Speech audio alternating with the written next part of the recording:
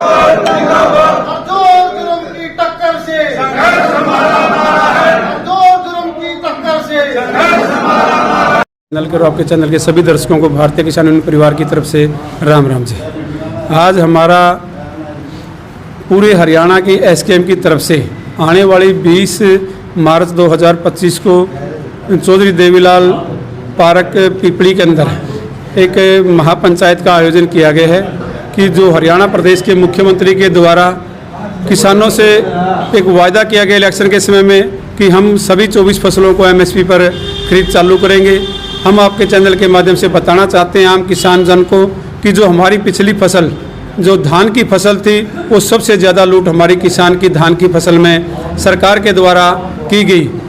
सरकार को 2320 रुपये प्रति क्विंटल रेट हरियाणा के नवनियुक्त मुख्यमंत्री के द्वारा घोषणा की गई थी। वो किसान के खाते में 2025 तक का ही पैसा पहुंचा। जो 2320 और 1900 रुपये का बीच का जो डिफरेंस था 350-400 रुपये प्रति क्विंटल का, उस हम आपके चैनल के माध्यम से हरियाणा प्रदेश की कृषि मंत्री से और हरियाणा प्रदेश के मुख्यमंत्री साहब से पूछना चाहते हैं कि वो जो बीच का पैसा था जो सरकार के सरकारी खजाने से पैसा निकल चुका है और जो किसान की जेब में पैसा जाना चाहिए तो वो नहीं पहुंचा।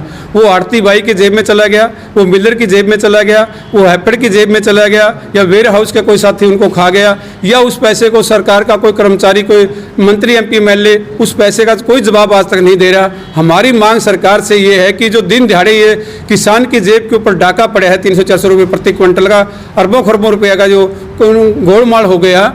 सरकार कह रही है कि हम एमएसपी पर खरीद कर रहे हैं, एमएसपी पर खरीद कोसों दूर तक हमें कहीं दिखाई नहीं दे रही है। और जो आने वाला जो समय अभी मौके के ऊपर है, सरसों की खरीद की हम मांग करते हैं सरकार से कि एमएसपी पर जल्द से जल्द मंडियों के अंदर सरसों पहुंच चुकी है उसकी खरीद शुरू की जाए। और जो आने वाला 15 से 20 दिन के समय हमारा गेहूँ का मंडियों के अंदर होगा, उसके लिए सरकार की कोई अभी तक व्यवस्था नहीं है।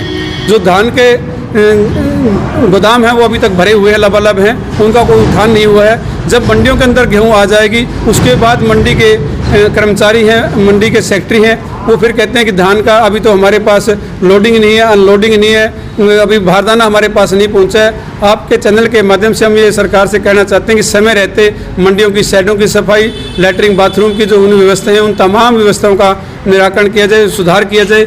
लेकिन हमारे को नहीं लगता कि सरकार पिछले 75 साल से आज़ादी सरकार ने हरियाणा को हुई होगी, लेकिन आज तक यहाँ देश के अंदर जो समय सीमा पर को काम होते हैं वो कहीं उसों दूर हमारे को दिखाई नहीं देते।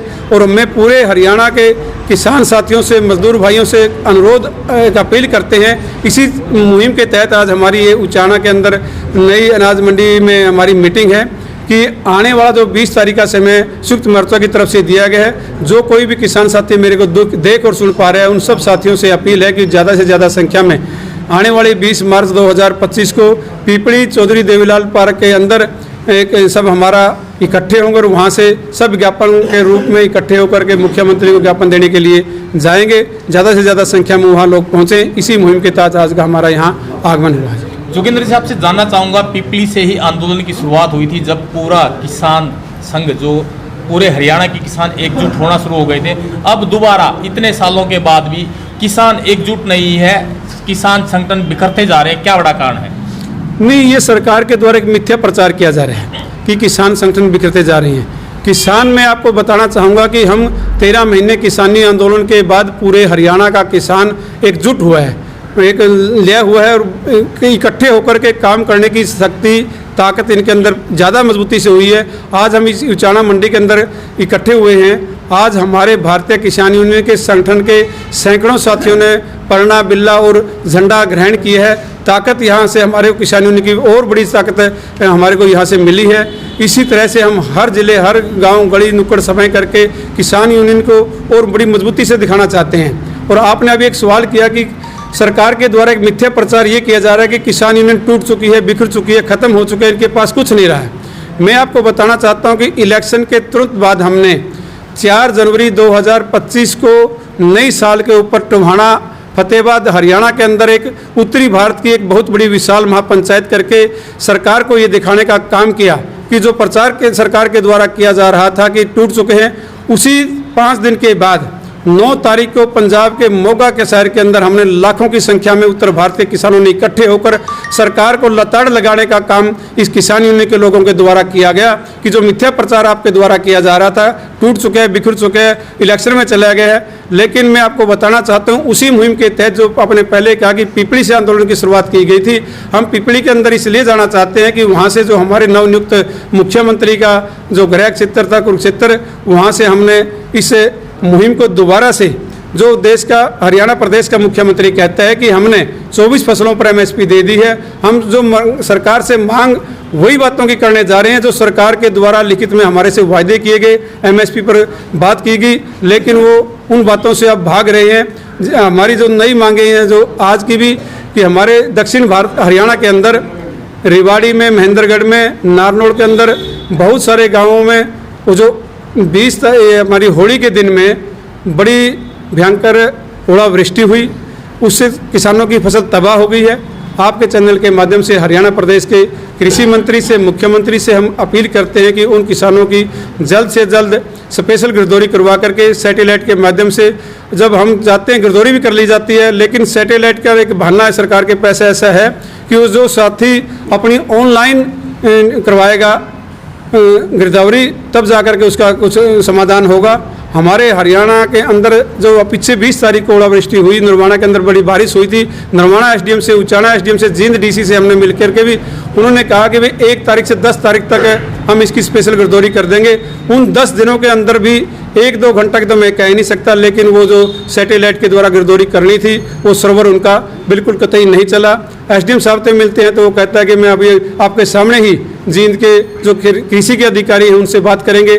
जब वो इस बातचीत के अंदर ही 10 दिन निकल जाते हैं, लेकिन किसानों के पास कोई समाधान किसान का किसी तरह से नहीं किया जाता है। जोगेंद्र जी, जब दिल्ली में आंदोलन जारी था तो केंद्र सरकार के द्वारा एक लॉलीपॉप देकर किसानों को वहां से हटाया गया और हरियाणा सरकार के द्वारा एमएसपी की गारंटी, यानी कि एमएसपी पर फसल खरीदी जा रही है, सभी 24 फसलें, यह प्रचार लगातार जारी है। तो क्या आप उस बात से सहमत नहीं कि सरकार के द्वारा एमएसपी पर फसलें खरीदी जा रही हैं? बिल्कुल कतई सहमत नहीं है जी।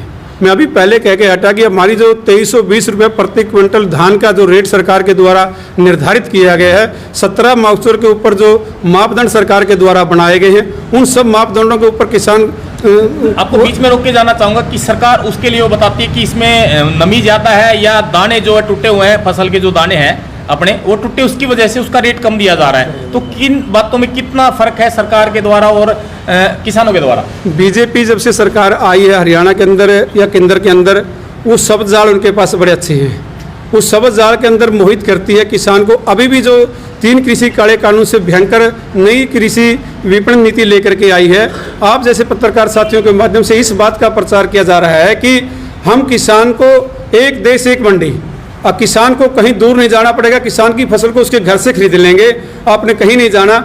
जो हरियाणा की मंडियों का स्ट्रक्चर उत्तर भारत के अंदर बना हुआ है, ये पहले से ऑलरेडी मंडियां बनी हुई हैं। हम उचाना के अंदर यही खड़े हुए हैं। जो हमारे यहाँ उचाना की जो नई अनाज मंडी बनी है, टोहाना के अंदर 108 एकड़ के अंदर नई अनाज मंडी बनाई गई है। इस तरह की बहुत सारी हरियाणा के अंदर नई मंडियां बनाई गई हैं। उनके अंदर कोई प्लाट, कोई दुकान का नक्शा बिल्कुल कतई नहीं बनाया गया। वो मंडियां उन कारपोरेट घरानों के लिए बनाई गई हैं जिनके आने वाला जो समय है उनको ये कहा गया, जो हमारी अभी की फसल है इसके लिए भी कहा गया, जो उस मंडी के अंदर कारपोरेट लोगों को फसल बेचेगा वहाँ आपका कोई टैक्स नहीं देना होगा। और जो इस मंडी के अंदर हम जहाँ खड़े हुए हैं, जो हमारी कई वर्षों से मंडियां व्यवस्थित हैं, वहाँ 4% किसान के ऊपर टैक्स लगेगा। किसान के ऊपर पहले टैक्स नहीं लगता था, 4% सरकार के खजाने में, मार्केटिंग बोर्ड के खजाने में पैसा जाता था, वो लेकर आज 4% की बजाय 2% कर दिया। इस 4% से किसान के लिए मार्केटिंग बोर्ड सड़कें बढ़ाता था, विकास के कार्य और भी करता था। सबसे धनी महकमा था तो वो मार्केटिंग बोर्ड था। सरकार की गलत नीतियों की वजह से उसको भी 2% कर दिया गया और पूरे नरवाना तहसील की, मैं किलायत की और ये हमारा उचाना की बात करता हूँ, तो पिछले 5 सालों में मार्केटिंग बोर्ड की तरफ से एक भी नई सड़क का टंकी तक नहीं लगाएगी। उस पैसे का कोई हिसाब किताब का रखने वाला नहीं है। घोषणाएं हैं इनके पास, आपने अभी कहा 24 फसलें। इन्हीं सब बातों को लेकर के हम आने वाली जो 20 तारीख है, मुख्यमंत्री जी को बताने के लिए कि हम जो सरकार के द्वारा किसानों से लिखित में वायदे किए गए हैं, टेबल पर बैठ करके बातचीत करने के लिए उनसे समय और टाइम चाहते हैं। लेकिन सरकार के पास किसान का मेरे वर्ग के लिए कोई इलेक्शन के समय तो किसान किसान किसान और केवल किसान के अलावा इनके पास कोई मुख से शब्द नहीं निकलता। जब सत्ता की कुर्सी पिछवाड़े लग जाती है उसके बाद ये किसान का, मेरा मजदूर, आशा वर्कर, आंगनवाड़ी वर्कर, जो निचले तबके का हमारा व्यापारी कर्मचारी भाई है, वो बिल्कुल कीड़े मकोड़े से फालतू, उनको कतई कोई दिखाई शब्द नहीं देता। हम इन बातों को लेकर के पूरे हरियाणा के जागृत किसानों को इकट्ठा करके 20 तारीख के आपके चैनल के माध्यम से पुणे में अपील करना चाहूँगा सारे किसान साथियों से, मजदूर भाइयों से, कि आप सुबह अपने घर से खाना पीना लेकर के सुबह 8 बजे अपनी गाड़ियों में तैयार होकर के वहाँ चलेंगे। और हम आपके चैनल के माध्यम से ये भी बताना चाहते हैं कि सीआईडी सिक्योरिटी के साथ ही छायाकर पत्रकार बंधुओं के माध्यम से सरकार तक हमारी बात पहुँचाना चाहते हैं। और किसान भाइयों तक भी मैं कहना चाहता हूँ कि कोई ज़ोर ज़बरदस्ती हम कहीं नहीं करेंगे। जहाँ कहीं भी हमारे को रास्ते में साथियों को रोका जाएगा, हम अपनी साइड में बैठ करके वहीं अपना धरना प्रदर्शन देंगे। कुरुक्षेत्र पिपली पार्क के अंदर जाने के बाद भी मुख्यमंत्री निवास तक भी हमारे को जहाँ पुलिस प्रशासन बैरिकेड लगा करके रोकेगा। हम ये तो हम चेतावनी के रूप में जा रहे हैं, बैरिकेड तोड़ने का काम अब हमारा नहीं है। जो अगर हमारी भविष्य में कोई सी बात होगी तो हम डंके की चोट पर कह करके बैरिकेड तोड़ने का काम करेंगे। आज तो हम सरकार को चेताने के लिए कि जो अपने वायदे किए थे, जो एमएसपी पर देने की बात करी थी, उन सब बातों से नवनियुक्त सरकार मुकर चुकी है, उनसे दूर भाग चुकी है। हमारा प्रयास ये है कि ज़्यादा संख्या में किसान वहाँ पहुँचेंगे। जय जवान जय किसान। एक अंतिम सवाल जानना चाहूँगा, 20 तारीख के प्रदर्शन में कौन कौन से संगठन आप लोगों के साथ शामिल है और कितनी बड़ी संख्या में आप पिपली पहुँच पाएंगे? हमारे हरियाणा एसकेएम के 14 संगठन हैं जी हमारे। उन 14 संगठनों में ज़्यादा से ज़्यादा संख्या हर संगठन की तरफ से जाने की बात है कि हज़ारों की, कई हज़ारों की संख्या में हमारा ये है कि लाखों की संख्या। तो अभी एक तो हरियाणा के अंदर त्योहारों का सीज़न है, शादियों का सीज़न है और फसल का सीज़न है, भी हमारी सरसों की कटाई शुरू हो चुकी है। सब बातों को ध्यान में रखते हुए हमने हर संगठन ने कम से कम संख्या निर्धारित की हुई है कि इतने से तो कम से कम हम लेकर के जाएंगे। उसी हिसाब से हमने टारगेट बनाया है कि 5-4 हज़ार हमारे साथी बड़ी संख्या में वहाँ पहुँचेंगे ज़रूर। और हम इनके साथ आशा वर्कर हैं, कर्मचारी भाई हैं, रिटायर साथी हैं, उन सब से भी कहते हैं कि केवल किसान की बात नहीं है। पहले भी आप सब साथियों को हम बता चुके हैं कि ना केवल किसान, आशा वर्कर, आंगनवाड़ी वर्कर, हमारे रिटायर कर्मचारी, कंप्यूटर साथी, यहाँ तक कि जो छोटी सरकार हरियाणा की है, सरपंच साहिबान, उनको भी सरकार ने दौड़ा करके चंडीगढ़ के अंदर पीटा। उन सब साथियों से अनुरोध है कि भाई किसान के मेरे वर्ग के आप लोग साथ देंगे तो आप सब साथियों का भला होगा। सबसे ज़्यादा ये किसान का मेरा वर्ग ही सबका रखवाला है, अन्नदाता किसान है। इसके लिए हम सब साथियों से अनुरोध करते हैं आपके चैनल के माध्यम से। धन्यवाद जी।